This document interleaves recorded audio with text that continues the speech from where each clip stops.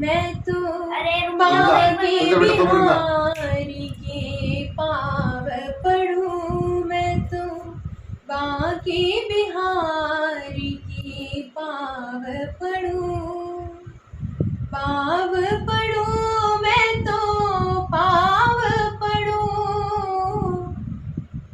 पाव पढ़ूं, मैं तो पाव पढ़ूं, मैं तो बाकी बिहारी के पाव पढ़ूं।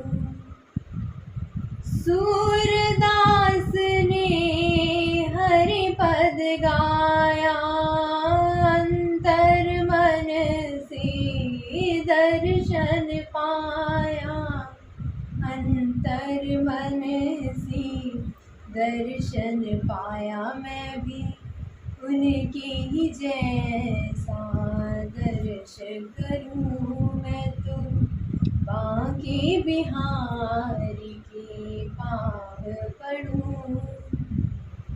मीरा ने जो प्रेम किया था, हरि के भरोसे विष को पिया था, हरि के भरोसे विष को पिया था। मैं भी उसके ही जैसा प्रेम करूं, मैं तो बाकी बिहारी के पाव पढ़ूं।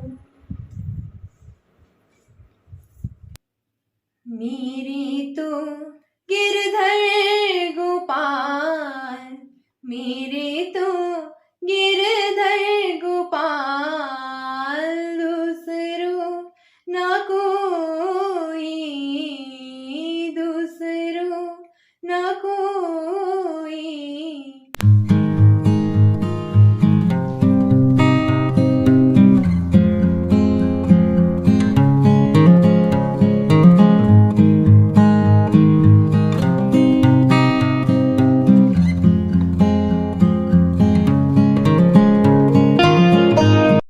Hello, Radhe Radhe my YouTube family, welcome back to my new vlog. कैसे हैं आप सब? आई होप आप सब लोग ठीक होंगे, बढ़िया होंगे, मज़े में होंगे। मैं भी बिल्कुल ठीक हूँ और गुड्डू भी ठीक है। हाँ जी, कान्हा जी की कृपा से और आप सब लोगों के दुआओं और आशीर्वाद से गुड्डू अब ठीक है। और आज मैं उसको छोड़ने जा रही हूँ। आज डे है थर्सडे और अभी टाइम हो रहा है सुबह के करीबन 7 बज रहे हैं।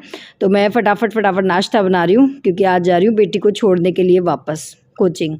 और बस आज उसकी फरमाइश थी कि मम्मी आज जाते जाते मुझे कुछ अच्छा खिला दो नाश्ते में।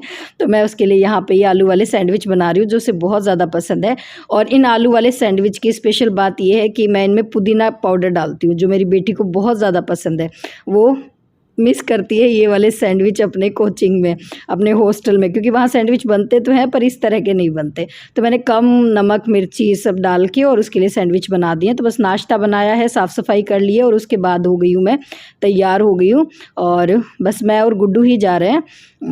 बुलबुल को नहीं लेके जा रही हूँ इस बार क्योंकि गर्मी बहुत ज़्यादा हो रही है। मतलब 2-3 दिन से हद हो गई है गर्मी की, इतनी गंदी वाली गर्मी हो गई है। तो वो ऐसे ही परेशान हो जाएगी।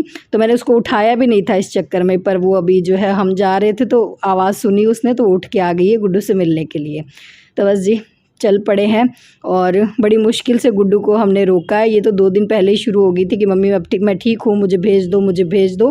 क्योंकि इस लड़की ने जो है ना एक दिन भी कोचिंग मिस नहीं की थी, पर अब जो है मजबूरी थी, इसकी तबीयत ठीक नहीं थी, इस वजह से इसने 1 हफ्ते की छुट्टी ले ली। वरना इसने अभी तक जो है 1 दिन भी मिस नहीं किया था अपनी कोचिंग का।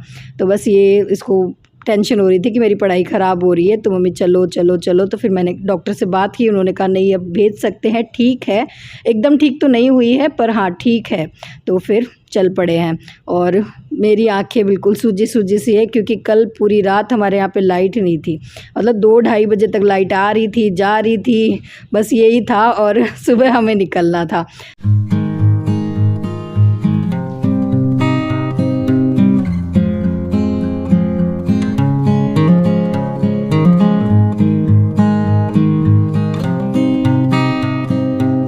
मेरी क्या कल रात किसी की भी नींद अच्छे से पूरी नहीं हो पाई। गुड्डू भी अच्छे से सो नहीं पाई क्योंकि एक तो लाइट नहीं थी, ऊपर से इतनी गर्मी थी।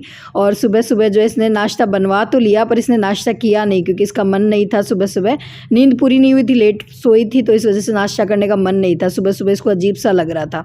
तो फिर अब मैं नाश्ता जो है पैक करके ले आई थी। और पर मैंने कहा सैंडविच खाने से पहले कुछ फ्रूट खा ले। हालांकि खट्टे जो फ्रूट है अभी इसको मना है, पर मैंने कहा 1-2 खा ले, उससे खट्टा खाने से जो है ना गाड़ी में जी मचलाना, जी घबराना वगैरह नहीं होता। और दोनों बहनों को प्रॉब्लम है, ये गाड़ी में बैठते ही जो है इनको उल्टी जैसा होने लगता है। बुलबुल को भी प्रॉब्लम है, ये गुड्डू को भी प्रॉब्लम है। खैर नाश्ता वगैरह गुड्डू ने थोड़ा सा ही किया था गाड़ी में क्योंकि इसकी तबीयत इसको ठीक नहीं लग रही थी।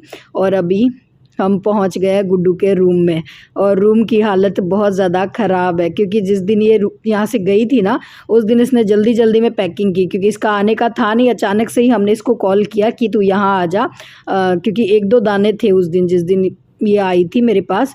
तो उस दिन अचानक से इसको आना पड़ा, तो सारा कुछ इसने रूम वगैरह समेटा नहीं, वरना तो जब आती है तो सारा रूम अपना ठीक करके आती है।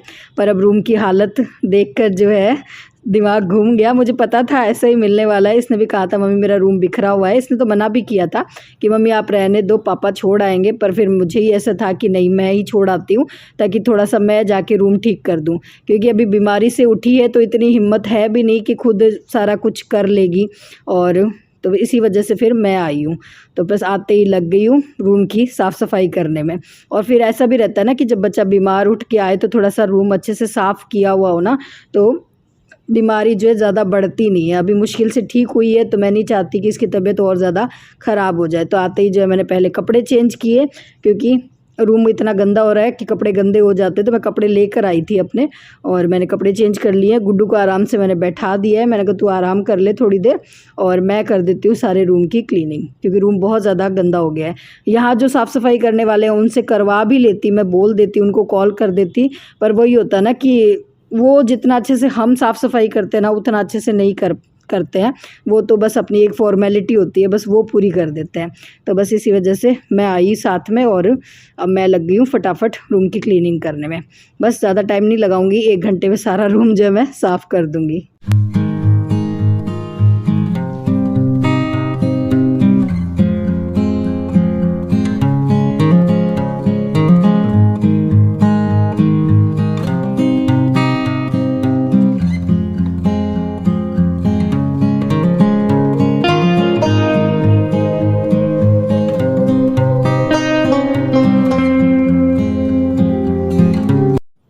इतनी ज़्यादा डस्ट हो रही थी रूम में, ऐसा लग रहा था महीनों से रूम की साफ़ सफाई नहीं हुई है। कुछ तो गुड्डू जब गई थी ना तो रूम की विंडो खुली छोड़ गई थी, वो बंद करना भूल गई थी, तो इस वजह से भी डस्ट हो गई रूम में।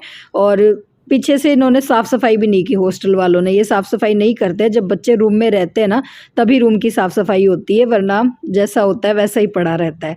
तो रूम इतना ज़्यादा गंदा था, टेबल वगैरह पे इतनी ज़्यादा डस्ट हो रही थी, तो मैंने सारा सामान हटा के और सारी डस्ट हटाई है। और जो भी सामान फेंकने का था वो मैंने फेंक दिया है। कुछ खाने पीने की चीज़ें ऐसे कि भेजते हैं उसको पर वो खाती नहीं है, पड़े पड़े टाइम मिलता नहीं है उसको, और वो चीज़ें जो है ख़राब हो जाती है, तो बस उनको भी मैंने बाहर फेंक दिया है। और आज इसके रूम का कूलर भी ख़राब हुआ है। मतलब जैसे ही हम पहुँचे तो हमने सोचा था कि पहले थोड़ी देर रेस्ट करेंगे और बैठेंगे, पर कूलर ख़राब था तो रेस्ट करने का कोई मतलब ही नहीं था, क्योंकि एक तो इतनी ज़्यादा गर्मी हो रही थी। तो फिर मैंने सोचा रेस्ट को मारो गोली और पहले साफ़ सफाई कर लेते हैं। कूलर के लिए मैंने नीचे कॉल कर दिया है हॉस्टल वालों को कि मैंने कहा कूलर चेंज करवाओ। इसका जब तक चेंज नहीं होगा या ठीक नहीं होगा मैं जाऊँगी नहीं यहाँ से, क्योंकि वही है कि वहाँ पर तो ये AC में रही थी और अभी भी जो है ना इसको जलन ईचिंग वगैरह है, तो मैंने कहा बिना कूलर के तो रह ही नहीं पाएगी बिल्कुल से।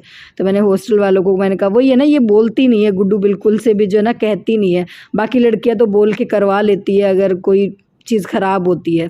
तो जब ये गई थी तब भी इसके कूलर में जो है रूम के कूलर में थोड़ी सी प्रॉब्लम थी, पर इसने हॉस्टल वालों को बोला, पर उन्होंने और कहा हाँ करवा देंगे ठीक। और अभी जब आए तो ये बिल्कुल से ही ख़राब पड़ा था, तो मैंने कहा ठीक करवाओ वरना मैं जाऊँगी नहीं तो मैं ये भी ठीक करवा के ही जाऊँगी।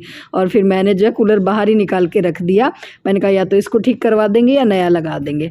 और गुड्डू को मैंने कहा तू रेस्ट कर ले, वो बेचारी सोने की कोशिश कर रही थी पर उसको नींद नहीं आ रही थी, क्योंकि मैं साफ़ सफाई कर रही थी, इधर उधर खड़बड़ कर रही थी।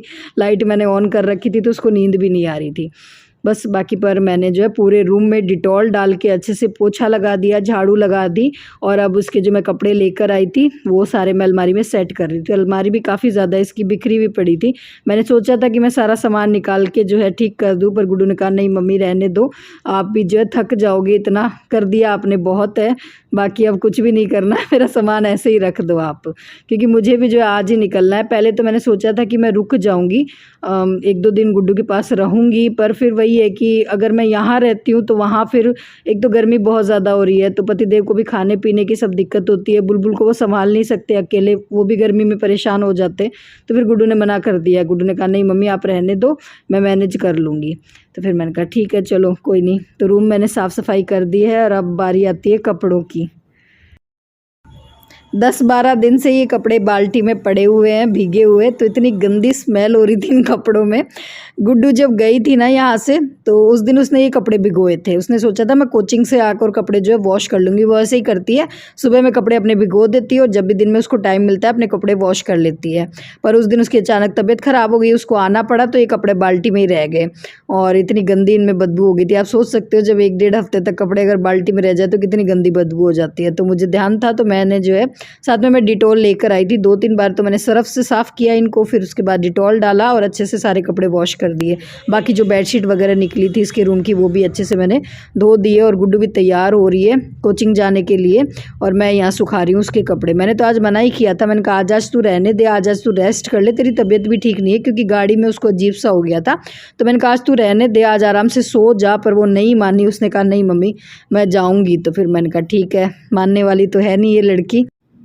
तो बस गुड्डू जो है अपने कोचिंग जाने के लिए तैयार हो रही थी, तब तक मैंने उसके सारे कपड़े सुखा दिए और सॉक्स सुखाने के लिए मुझे जगह नहीं मिली, तो मैंने यहाँ पे अटका दिए। और उसके बाद आ गए थे हम मैश में खाना खाने के लिए। खाने में आज है गट्टे की सब्ज़ी, सलाद, रायता, रोटी और सैंडविच जो हम घर से लेकर आए थे। तो बस मैं और गुड्डू खा रहे हैं खाना। और यहाँ पर आज ज़्यादा कुछ मैंने शूट किया नहीं, क्योंकि वही है कि सब बच्चे खाना खा रहे थे, तो थोड़े से बच्चे जो है अनकंफर्टेबल हो जाते हैं अगर मैं इस तरह से कैमरा उठा के जो वीडियो बनाती, तो और अलाउड भी नहीं होता, सही भी नहीं होता। तो ज़्यादा कुछ मैंने जो है और बाहर का कुछ भी नहीं दिखाया आप लोगों को। तो बस खाना खाया और गुड्डू चली गई थी अपने कोचिंग और उसके बाद हम लोग रवाना हो गए वापस अपने घर के लिए। और आते वक्त गुड्डू मेरे साथ थी और जाते वक्त मैं अकेले जा रही हूँ। तो बस थोड़ा सा दुखी भी हूँ, क्योंकि बिल्कुल से गुड्डू अभी ठीक हुई नहीं है। तो मेरा तो मन नहीं था बिल्कुल से अभी उसको छोड़ने का। मुझे तो ऐसे था कि कुछ दिन और मेरे पास रह लेती, पर वही है ना, माँ का दिल ऐसा ही होता है। पर बाकी सब ने कहा कि नहीं अब उसे भेज दो, उसकी पढ़ाई ख़राब हो रही है। तो मुझे जो है अपने मन को समझाना पड़ा और बिना मन के ही जो है मैंने दुखी मन से ही उसको भेजा। फिर मैंने कहा ठीक है यार, सब लोग कह रहे हैं तो अब फिर भेजना ही पड़ेगा, क्योंकि डॉक्टर ने भी कह दिया है कि भेज दो और पतिदेव भी कह रहे थे कि नहीं अब इसकी पढ़ाई ख़राब हो रही है। और हाँ मैं बताना भूल गई, साथ में जो है मेरे जेठ जी का बेटा भी आया था। तो बस अब हम लोग थोड़ी देर में पहुंचने वाले हैं घर। और गर्मी ने तो आज हद कर रखी थी, इतनी ज़्यादा गर्मी थी, क्योंकि मेरे सर में इतना ज़्यादा दर्द हो गया था गर्मी की वजह से, बहुत ज़्यादा गर्मी थी आज। तो बस जी अब मैं पहुंच गई हूँ घर। ऐसे कैसे कर रखे बाल और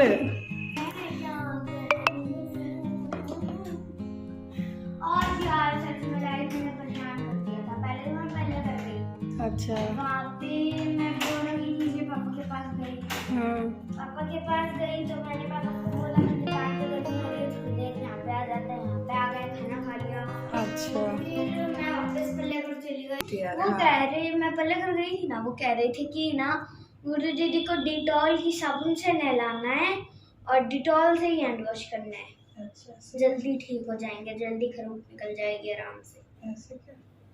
किसने कहा? दादी जी ने कहा क्या? बड़े दादी नहीं तो ताऊ जी ने। ताऊ जी कौन से? बड़े वाले ताऊ जी। हम तो ताऊ जी कह रहे थे क्या?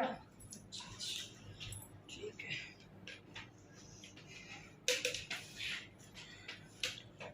लो जी फाइनली पहुंच गए घर। और हाँ, और मैं बहुत ज़्यादा थक गई हूँ अब। और बस इसी के साथ करेंगे इस व्लॉग को यहीं पे एंड। और आज बुलबुल ने संभाला है पूरा घर, है ना? आज बुलबुल थी घर पे। बालों की हालत देख कैसी हो रही है। छोटी किसने बनाई थी तेरी? पापा ऐसी छोटी बनाते, ऐसे तो वाह उम्मा दीदी से बनवा लेती। उम्मा दीदी थी नहीं, कहाँ थी? उम्मा दीदी, हाँ उम्मा दीदी तो थी। अच्छा कोई बात नहीं, चलो मैं बना दूँगी। चलिए जी, चलो बाय कर दे। तो फ्रेंड्स लग कहीं पे एंड करते हैं, मिलते हैं